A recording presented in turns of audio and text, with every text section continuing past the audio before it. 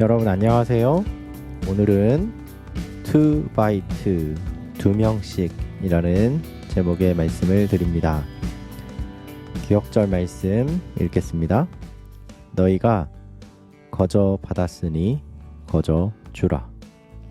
하루는 예수님께서 12제자를 모두 불러 모으셨습니다. 12제자는 누구일까요? 자, 예수님의 제자들은 누가 있었을까요? 먼저 베드로는 원래 이름이 베드로는 아니에요. 그의 본명은 시몬이었죠. 그런데 예수님께서 반석이라는 별명, 베드로란 별명을 붙여주셨고 그것이 본명 시몬보다 더 유명하게 되었어요. 그리고 그의 동생은 안드레 혹은 안드레아라고 불리는 안드레가 바로 시몬 베드로의 동생입니다. 그리고 야고보라는 제자가 있었지요. 요한의 형입니다. 이를 대야고보라고도 부르기도 하는데 왜냐하면 또 작은 야고보가 또 있기 때문이에요. 그리고 요한입니다. 요한은 야고보의 동생이지요. 또 특별히 예수님의 제자 중에 가장 나이가 어렸던 제자였습니다. 그리고 빌립은 원래 예수님의 제자가 아니라 침례 요한의 제자였는데 침례 요한이 보라 라는 말을 듣고 예수님을 따르기 시작합니다. 그리고 바돌로메, 나다나엘이라고 하는 제자가 있었죠. 성경에 바돌로메라는 이름도 쓰이고 나다나엘이라는 이름도 쓰여서 이게 좀 헷갈리는데 두 사람이 어떤 게 본명인지는 모르지만 두 사람이 같은 인물입니다. 그리고 7번째 도마 혹은 토마스라고 불려지는 제자가 있었습니다. 이 제자는 디두모라고 알려져 있었죠. 이 디두모라고 알려진 도마가 그 유명한 예수님의 부활하심을 의심했던 제자입니다. 그래서 예수님의 손과 옆구리에 손가락을 넣었던 제자이지요. 그리고 마태라는 제자가 있었습니다. 마태복음의 저자로 유명하지요. 또한 야고보가 또 있습니다. 이 야고보는 작은 야고보라고 별명을 붙였는데요. 이 사람은 알페오의 아들 야고보입니다. 그리고 유다라는 제자가 있습니다. 그런데 이 유다라는 이름도 두 이름이 있어요. 그래서 다데오 출신 유다는 유다보다는 다데오라는 이름이 더 유명해졌죠. 그리고 또 한 유다가 있죠. 그 유다는 바로 가룟 출신의 유다, 가룟 유다입니다. 예수님을 팔았던 유다가 바로 그 유다입니다. 그리고 제자 시몬이 있었습니다. 베드로의 이름이 시몬인 걸 기억하시죠? 베드로와 이름이 같은 사람이었어요. 이 시몬은 알페오의 아들이고 그리고 작은 야고보의 형제입니다. 또 성경에는 열심당원 출신이었다라고 말하죠. 이렇게 예수님의 제자는 12명입니다. 그리고 하나 추가하자면 마띠아라는 제자가 유다가 죽은 후에 예수님이 승천한 후에 유다 대신 사도로 뽑힌 제자가 있었습니다. 이렇게 예수님의 제자는 12명입니다. 그런데 성경을 읽다 보면 유다 대신 뽑힌 사도는 마띠아라기보다는 바울이 맞지 않나, 예수님께서 바울을 12번째 제자로 택하신 것이 아닌가 하는 느낌을 종종 받게 됩니다. 이렇게 예수님께서는 제자들을 2명씩 보내시면서 능력을 주셨어요.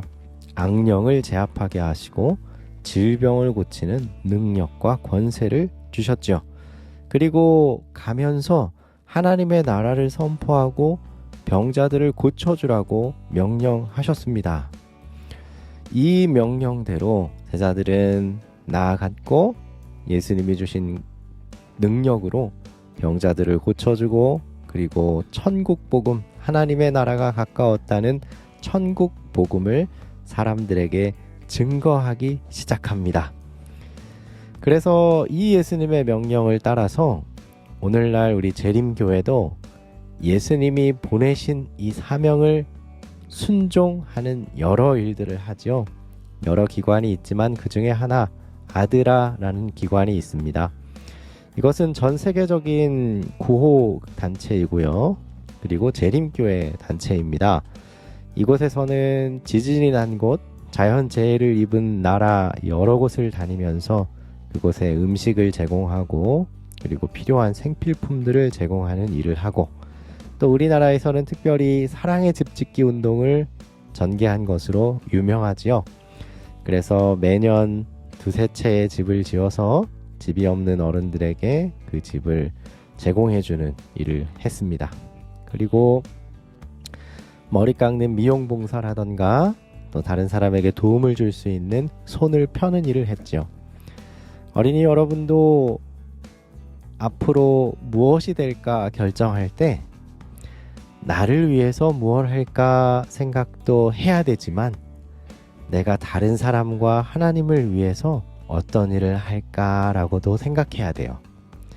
그래서 이렇게 다른 사람을 돕는 일, 그리고 사회에 빛이 되고 또 세상에 예수님을 증거할 수 있는 일에 자신의 미래를 결정하는 것은 정말 중요하고 복된 일이라고 생각합니다.